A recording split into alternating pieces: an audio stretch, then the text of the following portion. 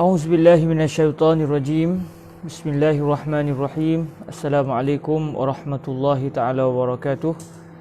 Alhamdulillahirabbil alamin wassalatu wassalam ala sayyidina wa maulana Muhammadinil karim wa ala alihi wa itratihi wa ashabihi ajma'in.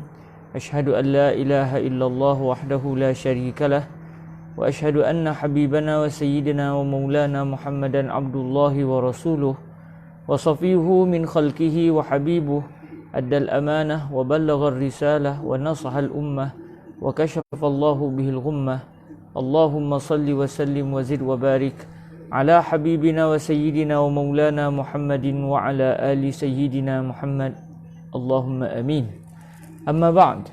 Alhamdulillah, kita sama-sama mengucapkan kesyukuran kepada Allah Subhanahu wa taala. Dengan keizinan daripada Allah, kita diberikan lagi peluang untuk dapat bertemu dalam majlis pembacaan kitab Qurratul Ain. Walaupun saya terlewat sikit tadi sebab ada masalah di peringkat setting tadi.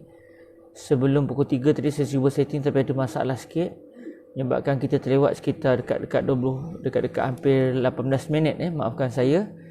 Dan insya-Allah moga-moga Allah Taala memberikan kelapangan kepada kita untuk terus dapat mempelajari kitab Qurratul Ain karangan Imam Al-Khattabi Al-Maliki, yang mana kitab Qurratul Ain ini adalah kitab yang menghuraikan matan Al-Waraqat dan menghuraikan juga dalam masa yang sama syarah Al-Imam Al-Mahalli 'ala Al-Waraqat. Para hadirin sidang pendengar yang dirahmati Allah Subhanahu wa taala, dalam pertemuan yang sebelum ini pada minggu lepas kita telah pun selesai membicarakan berkenaan dengan adakah perintah itu hakikatnya adalah larangan, dan adakah larangan juga pada hakikatnya adalah perintah. Kita telah pun membicarakan tajuk ini, alhamdulillah. Dan pada hari ini kita akan meneliti, iaitu berkenaan dengan perbahasan yang membicarakan tentang apakah definisi bagi larangan. Apakah definisi bagi larangan? Iaitu pada ucapan yang berbunyi wan nahyu istida'u tarki bil qaul mimman huwa dunahu ala sabilil wujub. Jadi ini adalah perbincangan yang akan kita bicarakan pada hari ini. Menerusi kitab Qurratul Ain, kita akan meneliti kenyataan Imam Al-Khattabi Al-Maliki dalam menghuraikan huraian Imam Al-Mahalli terhadap matan yang berbunyi wan nahyu istida'u tarki bil qawli mimman huwa dunahu ala sabilil wujub. Dan kalau kita lihat perbahasan ini akan ada sedikit kita akan terpaksa untuk meneliti sikit apa yang telah disebutkan oleh Al-Imam Al-Mahalli dalam syarah Al-Imam Al-Mahalli, kerana ada sedikit perbahasan yang tak disebutkan di dalam Qurratul Ain tetapi disebutkan dalam kitab Al-Imam Al-Mahalli. Baik, bismillahirrahmanirrahim. Sebelum kita memulakan majlis, kita hadiahkan Al-Fatihah kepada Sayyidina Al-Imam Al-Mahalli rahimahullahu azza wa jal. Begitu juga kepada Sayyidina Al-Imam Imamil Haramain Al-Juwaini yang telah menghasilkan karya yang sangat bermutu, iaitu Matan Al-Waraqat. InsyaAllah kita akan meneliti ucapan beliau pada petang ini. Moga-moga Allah Subhanahu Wa Taala memberkati majlis kita kepada Sayyidina Imam, kepada Sayyidina Al-Imam Al-Mahalli, begitu juga dengan Imam Al-Haramain Al-Juwaini, dan semestinya kepada baginda Nabi alaihi salatu wasallam yang terutamanya. Begitu juga dengan seluruh para ulama kita. Kita hadiahkan Al-Fatihah. A'udzubillahi minasyaitonirrajim. Bismillahirrahmanirrahim. Alhamdulillahi rabbil alamin. Arrahmanirrahim. Maliki yaumiddin. Iyyaka na'budu wa iyyaka nasta'in. Ihdinas siratal mustaqim. Siratal ladzina an'amta 'alaihim ghairil maghdubi 'alaihim waladdallin. Amin. Bismillahirrahmanirrahim. Alhamdulillah wassalatu wassalamu ala al-habibil mustafa sayyidina wa maulana Muhammadir Rasulillah wa ala alihi wa itratihi wa ashabihi wa man walah.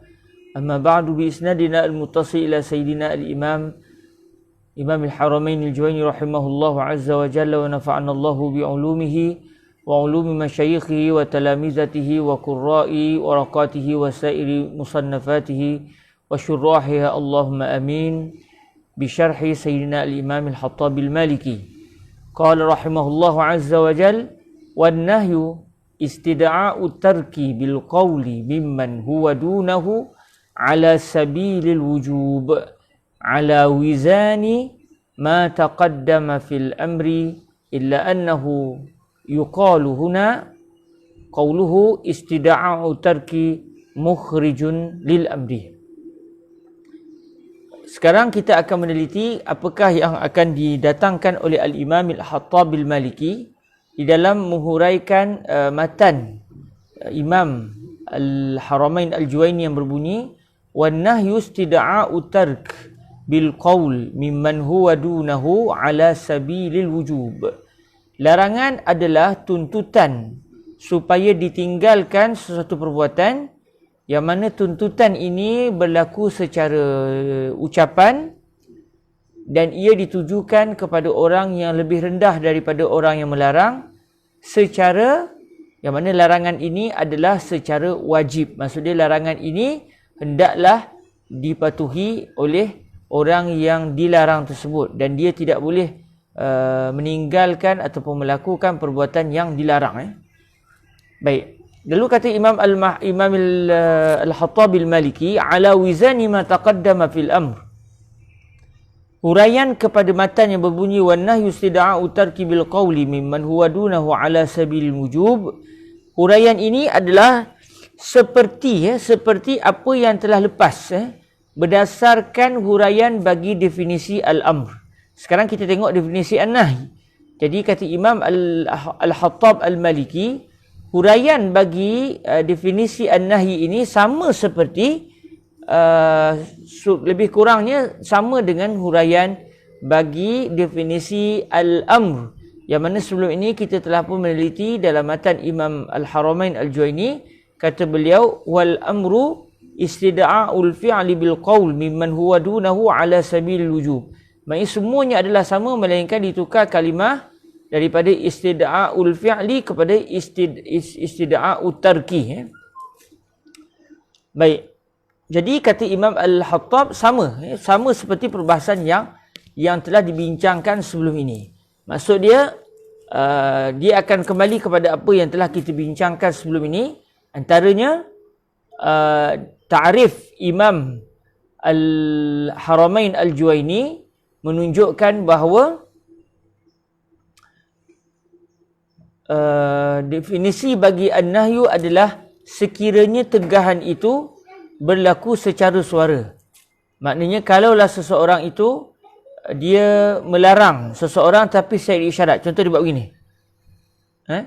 Ada orang nak keluar rumah kata dia buat begini. Dia menunjukkan tanda tangan dia yang digerak-gerakkan sebagai isyarat bahawa dia menghalang orang itu melakukan perbuatan tersebut. Maka itu tidak dinamakan larangan secara hakikat walaupun dia dianggap sebagai larangan secara majaz. Cuma dalam perbahasan apakah hakikat bagi an-nahyu? Hakikat bagi an-nahyu mestilah tuntutan supaya sesuatu perbuatan itu ditinggalkan itu adalah secara lisan, bukan secara isyarat, bukan secara tulisan. Mesti secara lisan, secara suara. Kemudian dalam definisi an-nahyu juga disebut macam definisi al-amru sebelum ini, iaitu orang yang ditujukan, kalau macam di sini orang yang diarahkan untuk meninggalkan sesuatu perbuatan, orang itu mestilah lebih rendah daripada orang yang melarang. Dan kita juga telah membincangkan perbahasan ini sewaktu kita membicarakan tentang definisi al-amru. Dalam perbahasan al-amru, Imam Al-Haramain juga menyatakan syarat bagi sesuatu perintah itu dianggap sebagai perintah adalah apabila ianya adalah satu tuntutan yang datang daripada pihak yang tinggi kepada pihak yang rendah. Maksud dia kalau seorang anak suruh ayah itu tidak dinamakan sebagai perintah secara hakikat. Satu orang sahabat minta tolong sahabatnya yang mereka ni satu level, maka ia tidak dianggap sebagai al-amru secara hakikatnya walaupun dinamakan juga al-amru secara majaz. Jadi seperti mana perbahasan dalam isu al-amru, begitu juga dalam perbahasan an-nahyu. Maknanya sesuatu perbuatan itu dianggap sebagai an-nahyu apabila larangan itu adalah daripada orang yang lebih tinggi ditujukan kepada yang lebih rendah. Maka kalau saya mengarah ke anak saya, itu dinamakan an-nahyu. Bila saya kata pada anak saya, ya auladi la tushahidu televizyun al-an fa innal waqta laysa waqtal musyahadah. Contoh saya kata pada anak-anak saya, wahai anak-anakku, jangan tengok TV sekarang, bukan waktunya sekarang ni tengok TV. Maka ketika itu, adakah ini dinamakan an-nahyu? Definisi Imam Al-Haramain Al-Juwaini menyatakan itu adalah an-nahyu kerana ianya merupakan satu tegahan. Ia merupakan satu tegahan yang ditujukan kepada yang lebih rendah kedudukannya. Tapi kalau anak saya cakap kepada saya, ya baba, la tashrab kathiran. Wahai ayah, jangan minum banyak. Contoh, dia tengok saya duduk minum air, betul, minum air tu lagi, minum lagi. Jadi anak saya kata pada saya, ya baba, ya abi, ya abah. Orang Melayu panggil abah. Abah tu rupanya dalam bahasa Arab masuk ayahku. Ya abati fa'al ma tu'mar. Dan pada ucapan ya abat ini boleh ada dua cara bacaan Nabi. Yang pertama, ya, kalau kita berhenti pada kalimah ya abat itu, boleh diberhenti dengan huruf ta, ya abat, ataupun boleh diberhenti berdasarkan ia adalah tak marbutah, ya abah. Jadi abah dalam bahasa Arab bermaksud ayah. Dan orang Melayu kita guna abah. Ya abah, la tashrab al-an. Wahai ayah, jangan minum sekarang. Jadi ketika itu, adakah itu dinamakan sebagai an-nahyu? Ia tidak dinamakan sebagai an-nahyu. Kerana apa? Kerana perintah ataupun tuntutan supaya saya meninggalkan perbuatan yang namanya minum air itu datang daripada yang lebih rendah dan ditujukan kepada saya yang lebih tinggi. Kerana seorang anak lebih rendah kedudukan daripada seorang ayah. Jadi ia tidak namakan sebagai an-nahyu berdasarkan definisi Imam Al-Haramain Al-Juwaini. Pun begitu, dalam perbahasan Al-Amru kita telah meneliti bahawa sebenarnya apa yang disebut oleh Imam Al-Haramain dari sudut perintah mesti datang daripada orang yang tinggi kepada orang yang rendah. Begitu juga an-nahyu mesti datang daripada orang yang tinggi kepada orang yang rendah. Itu bukanlah pandangan yang kuat di sisi para ulama. Pandangan yang kuat mengatakan sesuatu perintah atau sesuatu larangan tidak disyaratkan mesti yang memerintah atau yang melarang mesti lebih tinggi daripada yang diperintah atau yang dilarang.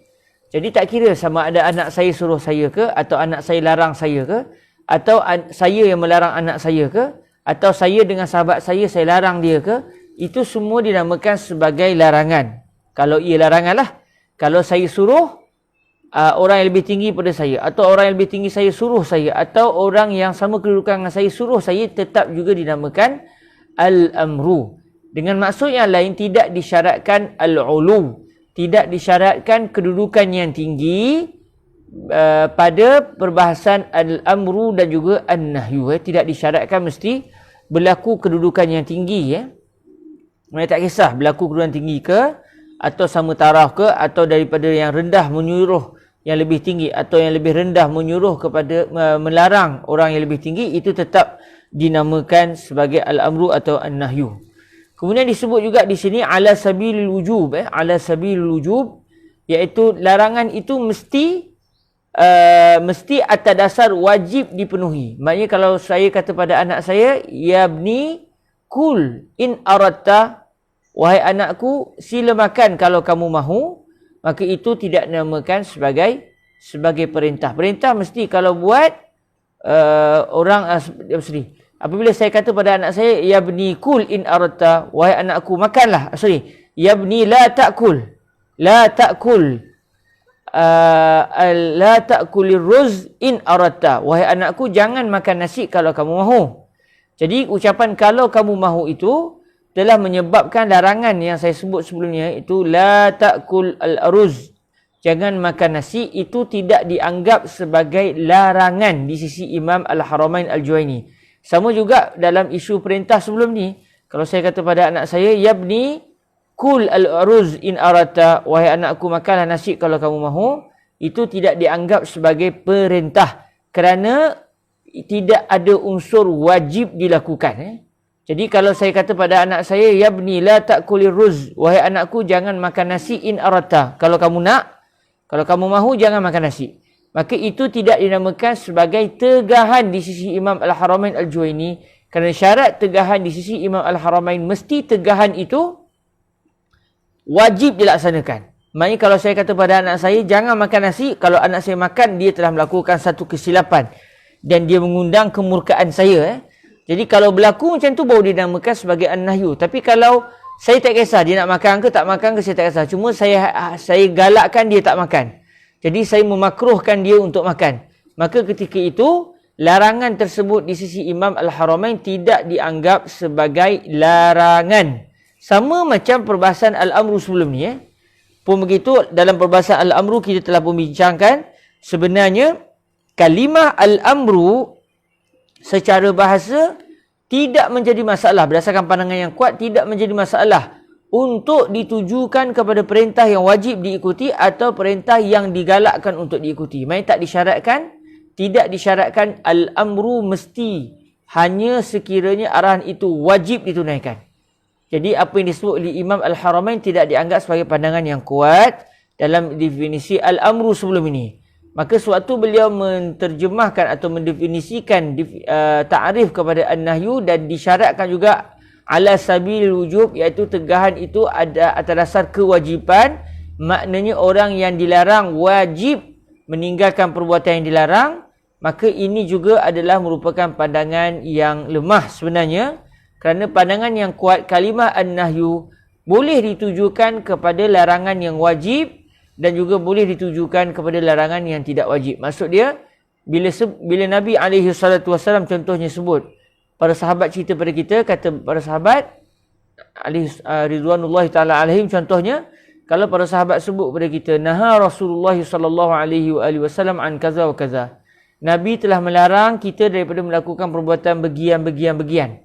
Jadi kalimah para sahabat naha, Nabi telah melarang, berdasarkan pandangan yang kuat, itu boleh jadi larangan yang bermaksud wajib ditinggalkan. Maksudnya perbuatan yang dilarang adalah haram dilakukan. Atau boleh jadi juga kalimah naha merujuk kepada perbuatan yang ditegah tetapi tidak sampai tahap menjadi perbuatan yang haram, hanya sekadar perbuatan yang makruh. Jadi pandangan yang kuat adalah begitu, maknanya an-nahyu tidak disyaratkan mesti bermaksud perbuatan yang dilarang haram dilakukan. Sebaliknya kalimah naha akan merujuk bahawa perbuatan yang ditegah sama ada perbuatan itu adalah haram atau perbuatan itu adalah makruh.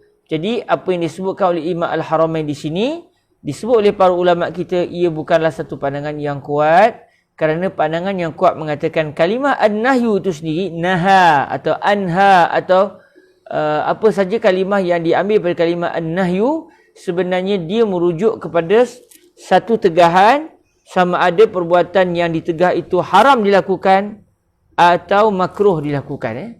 Tapi kalau ikut definisi Imam Al-Haramain, sesuatu larangan hanya akan dianggap larangan secara hakikat sekiranya perbuatan yang ditegak adalah perbuatan yang haram. Jadi sebab tu kata Imam Al-Hattab, sama perbahasan tentang an-nahyu di sini sama seperti perbahasan al-amru sebelumnya. Kerana semua definisi al-amru adalah lawan kepada an-nahyu, maka definisinya hanya berubah pada istida'aul fi'li pada al-amru, dan dalam masalah larangan ditukar kepada istida'aut tark. Ada punya lain semua sama. Jadi perbahasan yang dibincangkan sebelum ni dalam isu al-amru akan datang juga dalam definisi an-nahyu ketika ini.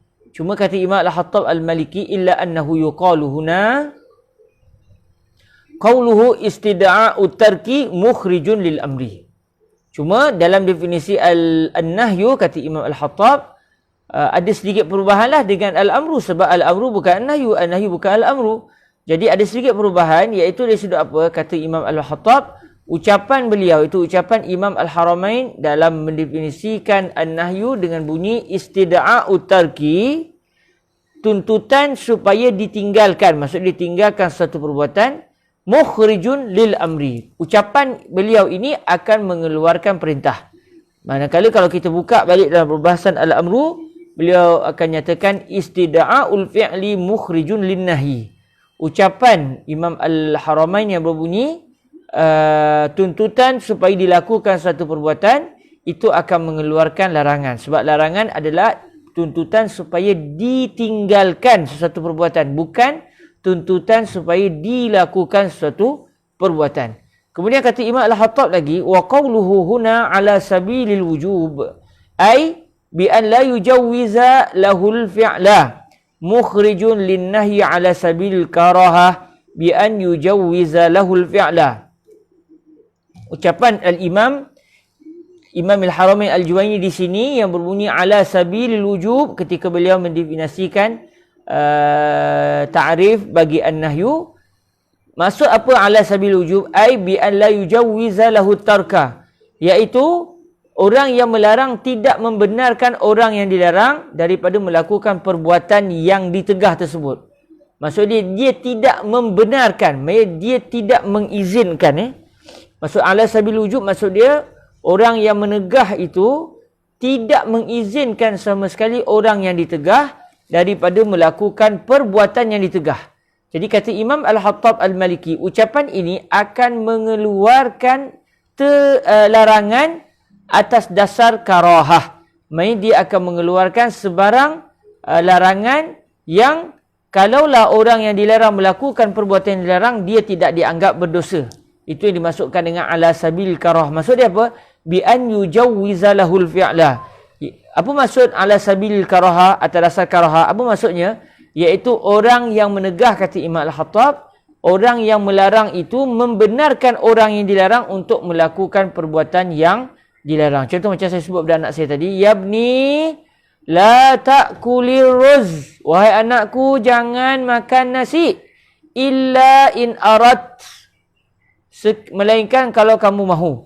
Jadi kalau anak saya makan juga nasi, sedangkan saya kata jangan makan nasi, dia tidak dianggap orang yang telah melakukan satu kesalahan, sebab saya mengizinkan dia untuk makan, walaupun kalau ikut saya lebih suka dia tak makan nasi supaya dia boleh diet macam saya contohnya.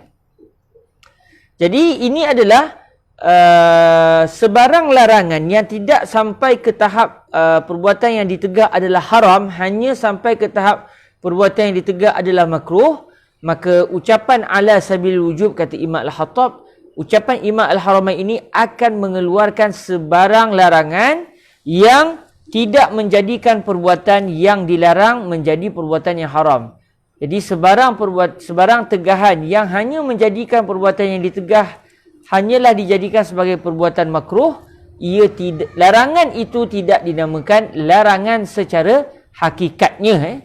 Dan dalam pertemuan sebelum ni kita dah bincang, pandangan yang kuat tidak seperti yang dinyatakan oleh Imam Al-Haramain Al-Juwaini, sebagaimana kata Al-Imam Al-Isnawi rahimahullahu azza wa jalla dalam kitab beliau Nihayatis Sul, kalimah an-nahyu diguna pakai untuk sebarang larangan. Tak kira perbuatan yang dilarang itu adalah haram atau perbuatan yang dilarang itu adalah makruh. Macam juga perintah. Kalimah amara, al-amru, ya'muru, amuru dan sebagainya. Semua kalimah yang berpunca daripada al-amru, semuanya ditujukan kepada sebarang perintah untuk orang yang diperintahkan melakukan satu perbuatan. Tidak kira perbuatan yang diperintahkan itu adalah wajib atau perbuatan yang diperintahkan itu hanyalah sunat. Jadi ini adalah yang dipegang oleh para ulama kita, walaupun Imam Al-Haramain dalam isu ini beliau berpendapat perintah hanyalah sekiranya perbuatan yang disuruh itu wajib dilaksanakan, larangan hanyalah apabila satu perbuatan yang dilarang itu haram dilakukan. Kemudian kata Imam Al-Hattab Al-Maliki rahimahullahu azza wa jalla seterusnya, wala yu'tabaru fihi aidan uluwun wala isti'la.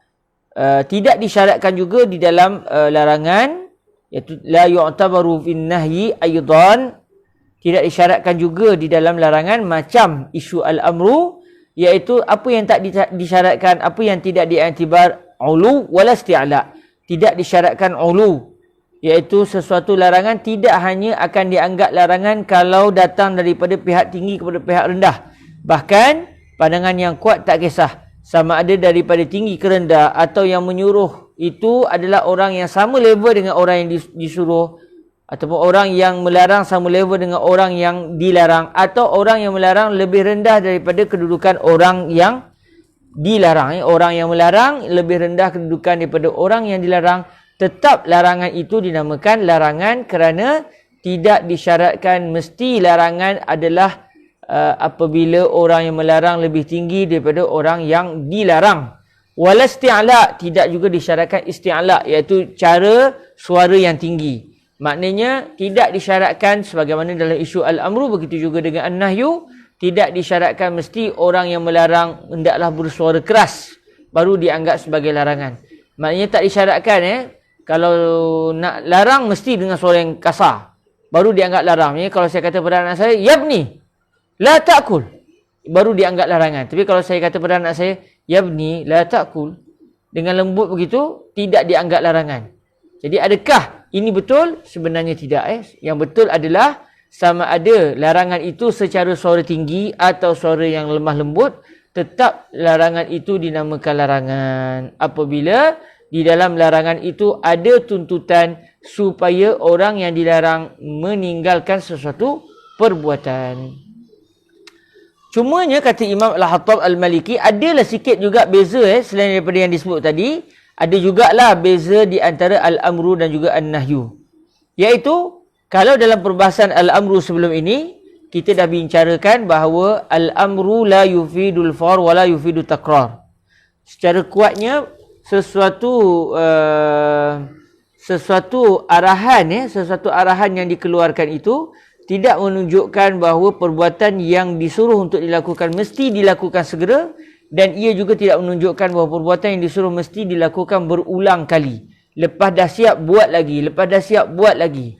Itu dari sudut al-amru. Jadi adakah itu juga yang berlaku kepada an-nahyu? Kata Imam Al-Hattab Al-Maliki, tidak berlaku seperti itu pada an-nahyu. Kerana kata Imam Al-Hattab, illa anna an-nahyal mutlaqa muqtadin lil fawri wat takrar. Boleh baca at-tikrar, at-takrar, at-tukrar, tiga cara baca.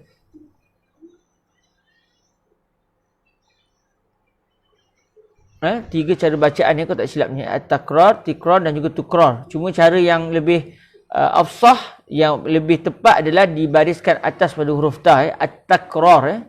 Illa anna an-nahyal mutlaqa muqtadin lil fawri wat takrar fayajibu lintihau fil hal wastimrarul kaffi fi jami'il azman lianna tarkal mutlaqa innama yasduku bidzalik. Jadi kata Imam Al-Hattab, beza di antara al-amru dengan an-nahyu adalah al-amru tidak menunjukkan perbuatan yang disuruh mesti dibuat segera atau mesti dibuat secara bertangguh-tangguh, tidak juga menunjukkan bahawa perbuatan yang disuruh mesti dilakukan berulang kali atau tidak. Itu pada al-amru. Namun pada an-nahyu, perbuatan yang ditegah wajib untuk ditinggalkan serta-merta. Bila saya kata pada anak saya, yabni la tusyahidit televiziun, wahai anak-anakku jangan tengok TV. Bila saya sebut begitu, bila anak saya kena patuh pada larangan tersebut serta-merta. Maksudnya bila saya dah habis saya cakap yabni la tusyahidit tilfaz, maka ketika itu anak-anak saya kena tutup TV serta-merta. Kalau dia lewat-lewatkan, dia dianggap sebagai orang yang tidak dia dianggap sebagai orang yang telah melakukan perbuatan yang saya tegah.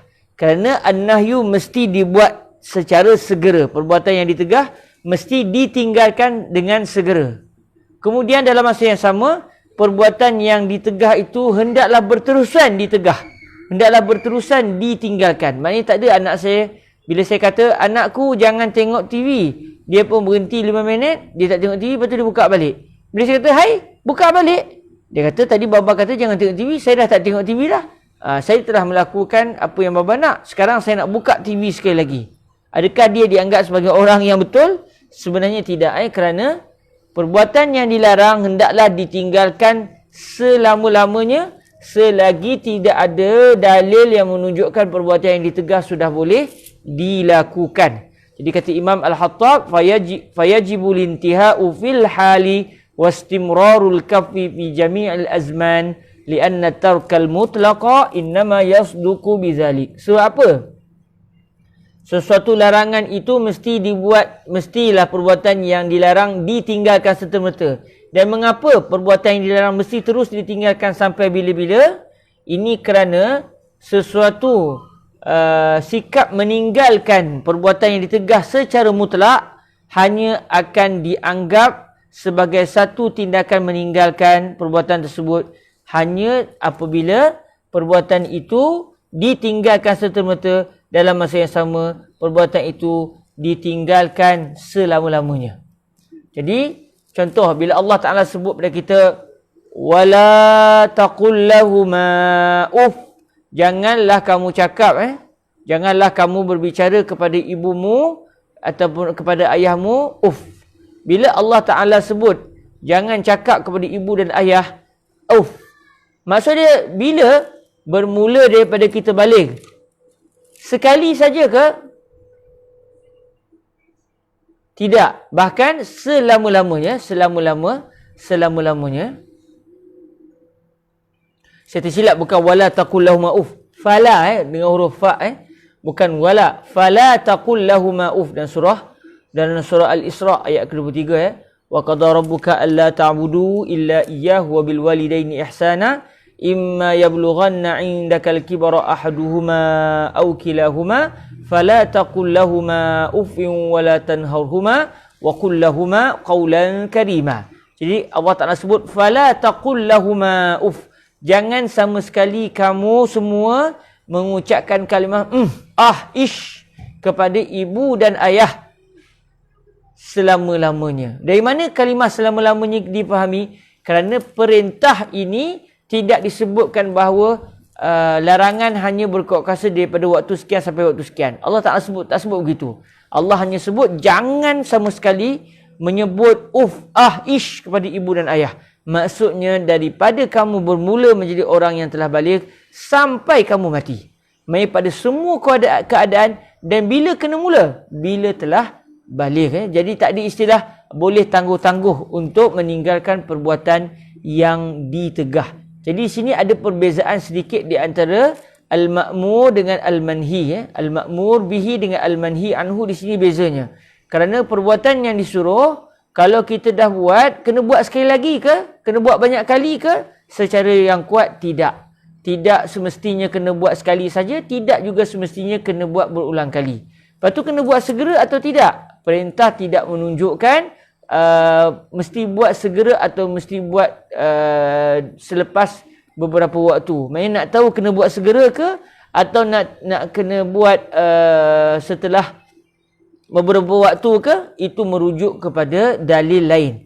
Tetapi bagi an-nahyu, larangan itu sendiri, bila dia adalah larangan yang tidak diikat dengan sebarang tempoh had waktu, maknanya bermula larangan itu dikeluarkan sampai bila-bila larangan perbuatan yang dilarang mesti hendaklah ditinggalkan. Barulah dinamakan orang itu telah meninggalkan perbuatan yang dilarang. Tapi kalau dia tinggalkan selama 5 hari, hari ke-6 dia lakukan perbuatan yang ditegah, hari yang ke-7 dia tak buat balik, adakah dia dianggap sebagai orang yang telah meninggalkan perbuatan yang ditegah? Tidak. Dia telah dianggap orang yang telah melakukan perbuatan yang ditegah. Sebab itu dari sudut al-amru dengan an-nahyu ada sedikit perbezaan. Antaranya adalah an-nahyu mesti ditinggalkan serta-merta, kemudian perbuatan yang ditegah tersebut hendaklah terus ditinggalkan oleh orang yang dilarang sampai bila-bila. Alhamdulillah. Seterusnya kita masuk kepada perbahasan yang seterusnya. Kata Imam Al-Hattab Al-Maliki dalam menghuraikan matan Imam Al-Haramain, wa yadullun nahyul mutlaqu ala fasadil manhiyyi anhu syar'an ala al-asahhi 'inda al-malikiyyati wasy-syafi'iyyati wa sawa'un kana al-manhiyyu anhu ibadatan ka shaumi yaumil 'id aw 'aqdan kal buyu'il manhiyyi anha. Jadi kata Imam Al-Hattab dalam menghuraikan matan yang seterusnya, wa yadullu ala fasadil manhiyyi anhu, perbuatan yang ditegah, tegahan menunjukkan bahawa perbuatan yang ditegah adalah fasid, adalah batil kalau dilakukan juga. Bila Allah kata jangan sembahyang lepas sembahyang subuh, tiba-tiba saya solat juga 2 rakaat lepas sembahyang subuh, dalam keadaan 2 rakaat itu bukan 2 rakaat bukan 2 rakaat sunat rawatib, bukan juga 2 rakaat yang mempunyai sebab yang lebih awal daripada solat. Saya buat saya saja nak sembahyang sunat. Jadi ketika itu saya telah melakukan satu perbuatan yang ditegah, maka perbuatan yang ditegah itu statusnya apa? Batil, iaitu tidak sah. Ini yang dimasukkan wa yadulun nahyul mutlaqu ala fasadil manhiyyi anhu. Larangan mutlak akan menunjukkan bahawa perbuatan yang ditegah itu kalau dilakukan juga dia akan menjadi batil. Maknanya dia tidak akan sah, tidak akan sah. Dari sudut syarak, dari sudut syarak, walaupun bahasa tidak menunjukkan perkara tersebut, namun syariat telah menunjukkan perbuatan yang ditegah kalau dilakukan juga perbuatan tersebut tidak sah. Tak kira sama ada perbuatan itu ibadah ataupun akad.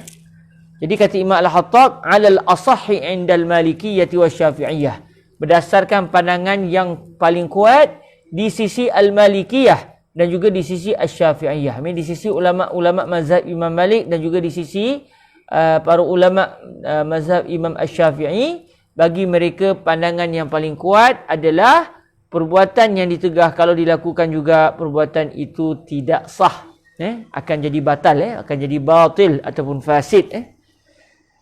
Kenapa disebut al-malikiyah? Sebab Imam Al-Hattab bermazhab Maliki. Jadi sewaktu beliau menghuraikan kitab ini diselitkan juga sedikit sebanyak beberapa maklumat berkenaan dengan mazhab al-Imam Malik ibni Anas radhiyallahu taala anhu. Jadi kata Sayyidina al-Imam Al-Hattab seterusnya, wa sawa'un kana al-manhiyu anhu ibadatan ka shaumi yaumil 'idi aw 'aqdan kal buyu'il manhiyi anha. Tidak kiralah perbuatan yang ditegah tu yang akan jadi batal tu kalau dilakukan juga, tak kiralah sama ada perbuatan yang ditegah itu adalah ibadat. Contoh dia apa? Berpuasa pada hari raya. Pada hari raya puasa contoh, atau hari raya haji. Allah tak bagi kita puasa, tiba-tiba kita puasa juga. Okey, memang dah berdosa satu hal. Yang kedua, puasa tu sah ke? Kata Al-Imam Al-Hattab, puasa itu tidak sah. Jadi ini contoh ibadah yang ditegah tetapi dibuat juga. Kalau dibuat orang yang melakukan tu berdosa yang pertamanya. Yang kedua, status ibadah yang dilakukan itu tidak sah. Apa contoh lain? Contoh lagi kata Imam Al-Hattab, atau tak kira juga kalau perbuatan yang ditegah itu adalah akad, iaitu perjanjian di antara seseorang dengan seseorang. Contoh seperti jual beli, segala jenis jual beli contoh, segala jenis jual beli yang telah dilarang oleh syariat, yang telah dilarang oleh syariat. Contoh apa dia? Contohnya bai'ul hasah. Contohnya Nabi SAW pernah melarang daripada satu jenis jual beli ni, namanya bai'ul hasah, jual beli batu. Maksud dia apa jual beli batu ni? Jual beli batu kecil. Apa maksud dia?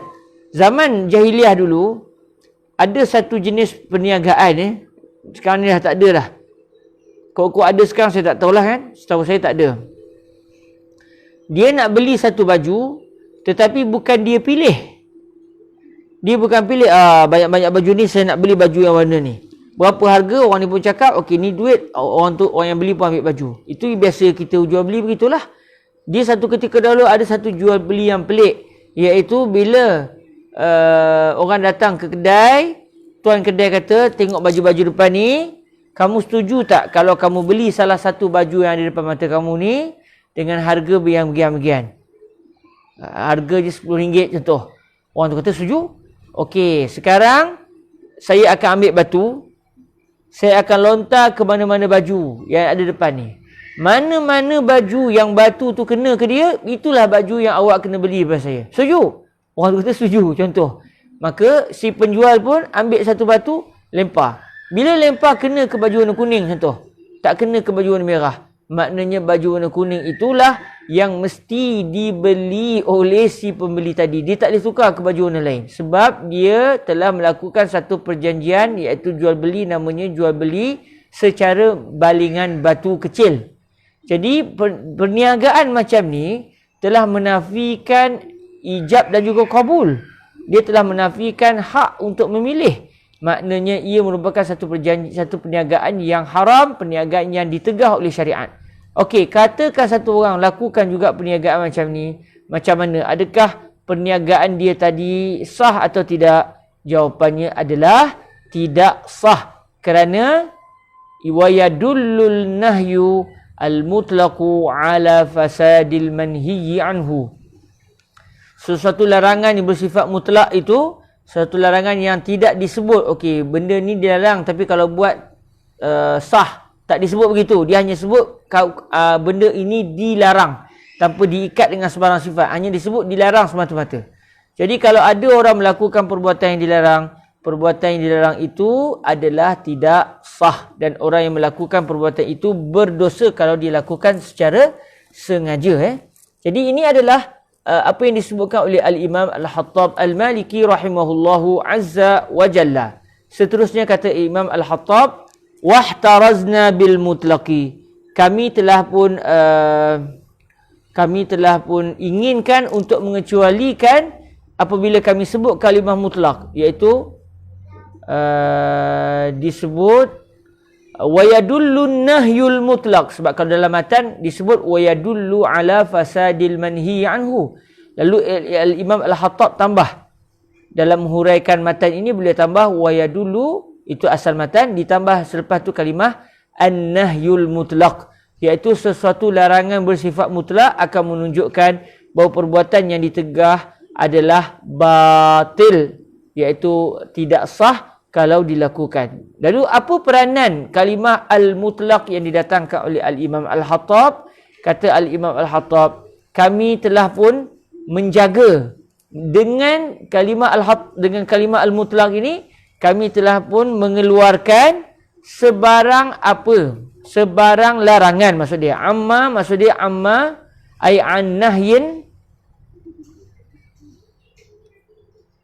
Amma maksud dia an ayyi nahyin, daripada sebarang larangan, iza qatarana bihi ma yaqtadi adamal fasad. Sekiranya ada sesuatu yang menunjukkan bahawa benda yang dilarang itu kalau dilakukan tidak jadi tak sah, kenyataan itu ada bercantum sekali, digabungkan sekali dengan larangan.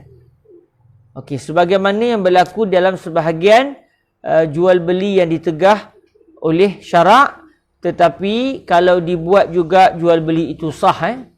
Okey, contoh dia apa? Contohnya jual beli sewaktu azan. Jual beli sewaktu azan. Jual beli sewaktu azan diharamkan oleh syarak. Allah Ta'ala kata apa? Iza nudiya lis-salati min yaumil jumu'ati fas'au ila zikrillahi wa zarul bay'. Tinggalkanlah jual beli. Iaitu suatu azan yang kedua tu, Allah dah tak bagi dah orang berjual beli. Maksudnya kalau dulu, kalau kita sebelum zaman PKP dulu, biasanya di tepi-tepi masjid akan ada orang buka gerai, jual cendol lah, jual mi goreng lah. Biasanya kadang-kadang masa azan kedua tu pun masih ada lagi orang yang baru nak beli cendol, nak beli air. Jadi itu adalah jual beli yang diharamkan oleh syariat. Tapi kalau orang itu buat juga, lakukan juga perbuatan yang haram tadi. Imam dah tengah berkhutbah, dia sedap, "Makcik, cendol satu." Kan? Makcik makcik itu pun satu hal lah. Ataupun yang jual tu kan biasanya pakcik itu pun, yang penjual tu pun bagi juga cendol, ambil juga duit. Berlaku juga jual beli suatu khutbah sedang dilaksanakan. Maknanya bermula daripada azan kedua tu dah haram dah berjual beli. Okey, orang tadi buat juga perbuatan yang diharamkan. Sah ke jual beli tadi? Sah. Sah. Sebab apa? Ada dalil lain yang menunjukkan bahawa jual beli itu adalah sah walaupun dilarang. Jadi ini peranan kalimah al-mutlaq. Jadi kata Imam Al-Hattab, bila saya sebut larangan yang mutlak menunjukkan bagian-bagian, sebenarnya ucapan larangan mutlak itu, mutlak maksudnya tidak disifatkan dengan sebarang sifat. Sebenarnya ia sangat besar peranannya. Kerana ia akan mengeluarkan beberapa perbuatan-perbuatan yang ditegah, tetapi ada dalil yang menunjukkan bahawa perbuatan itu sah. Contoh satu orang, ambil satu contoh lain. Satu orang ditegah untuk menggunakan barang orang lain. Tiba-tiba sebagai contoh, dia rampas baju orang, dia pun pakai baju orang, dia pun buat sembahyang. Dia sembahyang dengan memakai pakaian dirampas, pakaian yang bukan hak dia. Dia berdosa atau tidak? Dia memang berdosa sebab dia telah mengambil harta orang tanpa izin. Sembahyang dia sah atau tidak? Dia dilarang daripada sembahyang memakai baju curi, baju rampas. Dia sembahyang juga. Sembahyang sah atau tidak? Sembahyang sah. Kenapa? Kata tadi semua larangan menunjukkan perbuatan yang dilarang akan menjadi batal. Kenapa kamu tak kata sembahyang dibatal? Kita kata kerana ada dalil lain yang menunjukkan bahawa perbuatan yang ditegah tersebut sekalipun dilakukan, sekalipun orang yang melakukan perbuatan yang ditegah itu berdosa, namun perbuatan itu sah. Jadi maknanya secara dasarnya, kalau tak ada sebarang petunjuk, perbuatan yang dilarang, kalau dilakukan juga, maknanya perbuatan itu akan menjadi tidak sah. Ditambah lagi orang yang melakukannya berdosa kalau dia buat secara sengaja. Tapi kalau ada bukti luar, ada dalil luar, contoh macam saya kata pada anak saya, jangan makan sekarang, tapi kalau nak makan juga, baba tak kisah. Cuma seeloknya jangan makan. Jadi bila saya kata kat anak saya, la ta'kul al-an, lakin in aradta an ta'kul falakazalik. Kalau nak makan juga terserah, tapi baba kalau boleh tak nak makan sekarang, jangan makan sekarang. Ada benda yang telah menunjukkan kalau anak saya makan juga, perbuatan anak saya tadi dianggap sah, dia tidak dianggap batil. Kemudian kata Imam Al-Hattab Al-Maliki, wa saqatat hadhihi al-mas'alatu min nuskhatil mahalli. Perbahasan yang kita bincangkan ini iaitu an-nahyu yadullu ala fasadil manhi anhu. Larangan akan menunjukkan perbuatan yang dilarang adalah batil ataupun fasid kalau dilakukan. Perbahasan ini hilang terus, gugur terus daripada syarah Al-Imam Al-Mahalli rahimahullahu azza wa jal. Maksudnya kata Imam Al-Hattab, Imam Al-Mahalli langsung tak hurai masalah ni. Sedangkan matannya ada, iaitu wa yadullu ala fasadil manhi anhu. Larangan menunjukkan bahawa perbuatan yang dilarang kalau dibuat akan jadi batal. Itu ada dalam matan Imam Al-Haramain. Tetapi kata Imam Al-Hattab, Imam Al-Mahalli langsung tidak menghuraikan masalah ini. Jadi masalah ini tiada di dalam syarah Al-Imam Al-Mahalli. Lalu para hadirin rahmati Allah, alhamdulillah baru ni saya telah pun berjaya, saya dan sahabat saya Al-Fadhil Ustaz Ustaz Luqman bin Yaakob, kami berdua telah pun berjaya hampir dekat 2 tahun juga kami siapkan ni. Cuma tak cetak-cetak. Alhamdulillah baru ni dah siap buku ni. Sama-sama promote sama-sama promote buku ni. Bila kita dah siapkan buku ni dan saya murajaah dengan beberapa manuskrip, bila saya baca apa yang disebut oleh Imam Al-Hattab Al-Maliki, saya terkejut kerana dalam kitab Syarah Imam Mahalli menghuraikan secara panjang lebar. Bahkan huraian Imam Mahalli lebih panjang daripada huraian Imam Al-Hattab. Imam Al-Hattab Al-Maliki hurai juga ucapan Imam Al-Haramain yang berbunyi wa yadullu ala fasadi al-manhi anhu. Tetapi huraian beliau hanya beberapa perkataan yang tak banyak. Namun Imam Al-Mahalli rahimahullahu azza wa jal, bila saya tengok syarah Imam Mahalli yang kami dah berjaya cetak dan kita buat perbandingan dengan 7 manuskrip kitab ini, kita mendapati bahawa Imam Al-Haramain Al-Juwaini telah menghuraikan kitab ini secara panjang lebar. Maknanya apa yang disebut oleh Imam Al-Hattab ini tak kena dengan kitab yang ada di hadapan saya. Jadi kalau kita tengok dalam ucapan Imam Al-Haramain, maksud Imam Mahalli kata wa yadullun nahyul mutlaqu syar'an ala fasadil manhi anhu fil ibadati sawa'un nuhiya anha li'ainiha ka salatil haidi wa sawmiha aw li amrin lazimin laha ka sawmi yawmin nahri was salati fil awqatil makruhah wa fil muamalati in raja'a ila nafsil aqdi kama fi bai'il hasati aw li amrin dakhilin fihi kama fi bai'il malaqiyah aw li amrin kharijin anhu lazimin lahu kama fi bai'i dirhamin bidirhamaini fa in kana ghaira lazimin lahu kal wudu'i bima'in maghsubin masalan wa kal bai'i waqta nida'il jumu'ah lam yadulla 'ala al fasadi khilafan lima yufhimuhu kalamul musannif. Punyalah panjang punyalah panjang apa yang disebut oleh Imam Al-Mahalli. Tiba-tiba Imam Al-Hattab kata, Imam Mahalli langsung tak hurai masalah ini. Masalah larangan menunjukkan perbuatan yang dilarang adalah batil. Jadi mana satu sebenarnya? Depan mata saya memang jelas. Imam Hattab kata, Imam Mahalli tak hurai. Jadi bila kita buat perbandingan di kalangan di antara manuskrip, saya rujuk 7 manuskrip bagi kitab Syarah Al-Imam Al-Mahalli. Satu manuskrip yang paling tua yang saya gunakan adalah manuskrip yang berusia 500 tahun yang lepas. Alhamdulillah, zaman sekarang mudah untuk kita dapatkan manuskrip. Ada web-web khusus yang menyediakan kitab-kitab lama ini dalam bentuk tulisan tangan dan kita boleh download, kita boleh buat kajian. Alhamdulillah, jazahumullahu khairah. Jadi bila saya kaji buku ini berdasarkan 7 manuskrip, alhamdulillah saya mendapati bahawa ada satu manuskrip iaitu saya namakan dia sebagai manuskrip Jim manuskrip Jim manuskrip Jim mungkin saya boleh tunjukkan kepada tuan-tuan ini gambar manuskripnya. Ini gambar manuskrip Jim ini gambar manuskrip Jim yang saya ini muka surat depan dia, muka surat mula-mula, dan ini adalah muka surat terakhir kitab ini. Ini manuskrip yang saya namakan ia manuskrip Jim Manuskrip Jim ni kalau kita tengok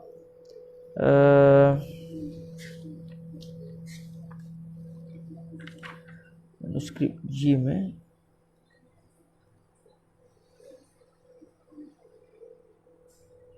kalau kita tengok manuskrip Jim ni dia daripada berasal dia ditulis selesai ditulis pada tahun 1296 Hijriah. Maknanya ditulis oleh seorang penulis, maknanya orang yang menyalin manuskrip Syarah Al-Imam Al-Mahalli ini, dia bernama Muhammad Amin Al-Mansuri, orang Mesir lah.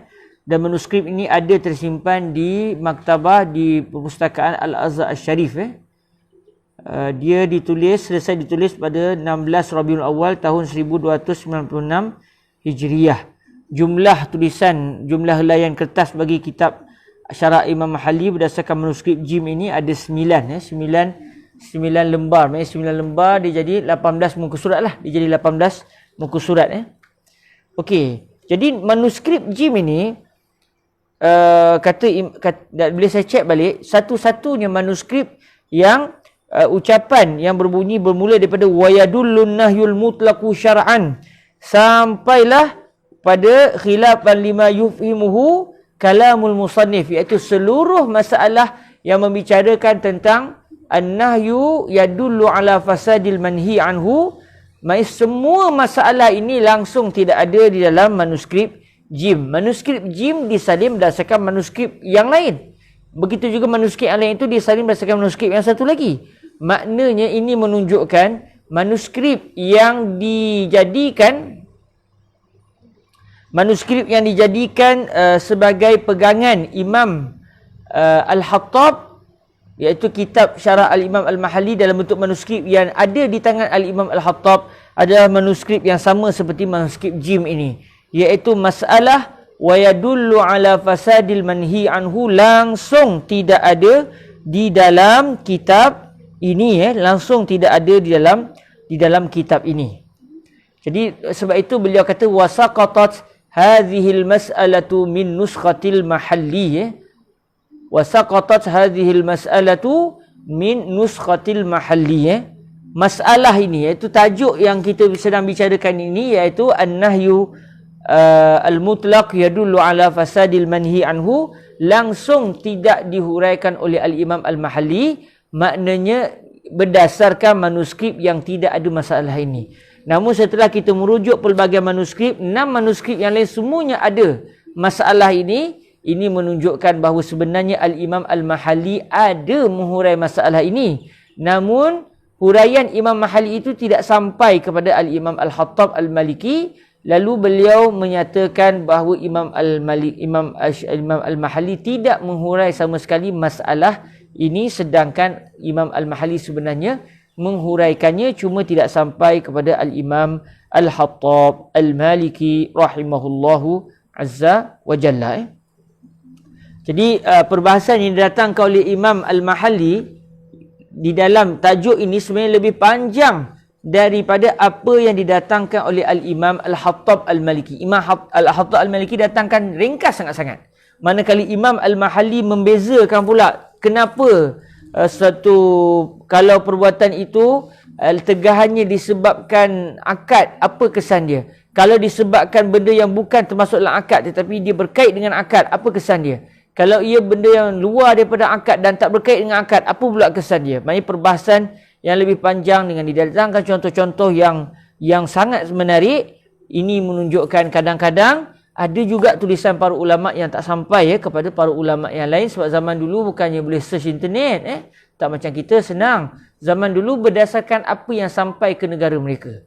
Jadi oleh kerana itu, apa yang disebut oleh Imam Al-Hattab yang mengatakan Imam Mahalli tidak menghuraikan masalah ini, yang tepatnya Imam Al-Mahalli telah menghuraikannya. Cuma Imam Hattab juga tidak salah, sebab Imam Al-Hattab menyebut berdasarkan apa yang sampai kepada beliau. Nuskhah syarah Mahalli yang sampai kepada beliau, satu pun tak menghuraikan perbahasan ini. Maknanya beliau pun membuat satu kesimpulan, Imam Al-Mahalli tidak menghuraikan masalah ini. Jadi insya-Allah tuan-tuan yang dirahmati Allah, disebabkan tujuan utama kita belajar syarah Al-Hattab Al-Maliki adalah untuk kita memahami kitab syarah Imam Mahalli sebenarnya. Sebab Imam Hattab pun dah sebut di awal mukadimah kitab beliau ini ditulis dalam menghuraikan syarah Imam Al-Mahalli, maka disebabkan masalah ini hilang daripada nuskhah Al-Imam Al-Hattab. InsyaAllah dalam pertemuan yang akan datang, sebelum kita mempelajari masalah yang seterusnya, iaitu wataridu sighatul amri wal muradu bihi ayat bil amri al-ibahah sehingga akhir, iaitu masalah baru menerusi kitab Qurratul Ain. InsyaAllah sebelum kita masuk masalah itu, kita akan baca terlebih dahulu kenyataan Al-Imam Al-Mahalli yang didakwa oleh Imam Al-Hattab tidak langsung ada, sebaliknya ada dan lebih panjang daripada kenyataan Imam Al-Hattab. Jadi penting untuk kita tahu juga supaya apa yang diinginkan oleh Imam Al-Hattab, iaitu semua perbahasan dalam kitab ini dihuraikan oleh beliau, kita juga dapat mengambil manfaatnya. Jadi insyaAllah minggu depan saya akan mulakan dahulu dengan membaca masalah wa yadullu ala fasadil manhi anhu berdasarkan huraian Al-Imam Al-Mahalli. Berdasarkan huraian Imam Al-Mahalli, kita akan baca dari mula sampai habis.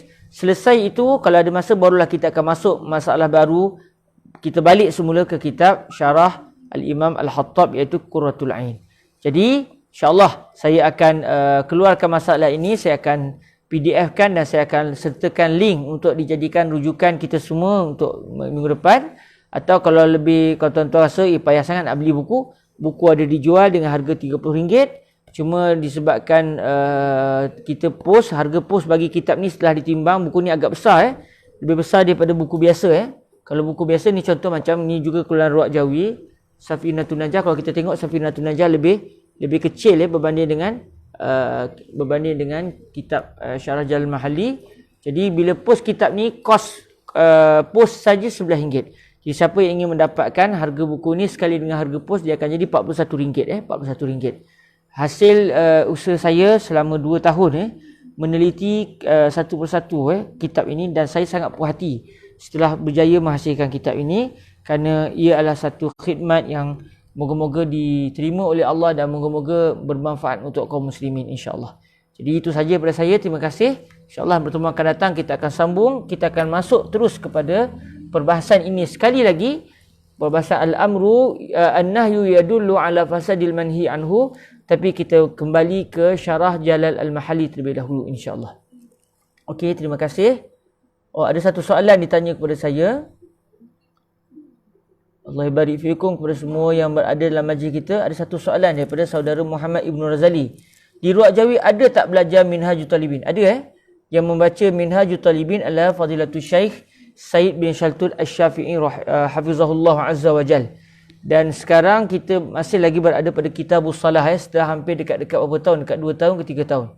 Baca Minhajul Talibin, tapi bukan semata-mata matan Minhajul Talibin.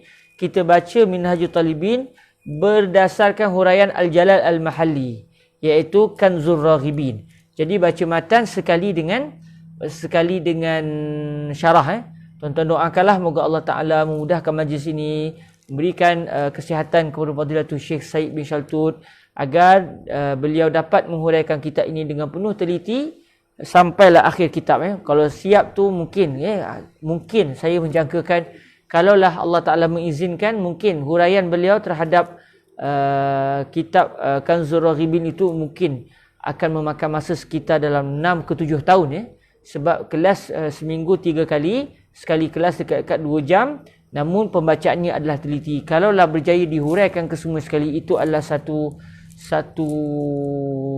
hadiah besar untuk para pelajar, kerana dia akan menjadi satu rakaman, satu pengajian secara video yang akan terus dapat dirujuk oleh siapa sahaja sampai bila-bila selagi diizinkan oleh Allah Azza wa Jalla. Dan bersama tuan-tuan doakanlah moga Allah Ta'ala terus memberi kekuatan kepada Ruak Jawi untuk terus dapat menganjurkan majlis-majlis ilmu untuk menjadi manfaat kepada seluruh para pelajar dan juga kepada umat Islam khususnya, dan juga kepada orang Malaysia, bahkan bangsa-bangsa lain, orang Arab, orang-orang sahabat-sahabat kita daripada Rusia pun ada belajar di Ruak Jawi.